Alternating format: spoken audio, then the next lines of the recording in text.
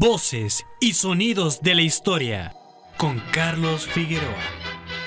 Un día como hoy, 16 de abril de 1889, nace el actor, humorista, compositor, productor, director y escritor británico Charles Spencer Chaplin, mejor conocido como Charlie Chaplin. Charles es originario de Londres y a la edad de 5 años ya iniciaba su vida artística.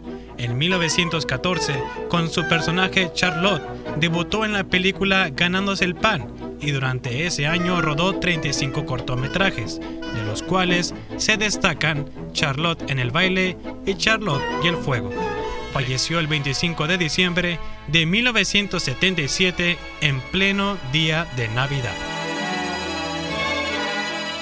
Voces y sonidos de la historia, con Carlos Figueroa.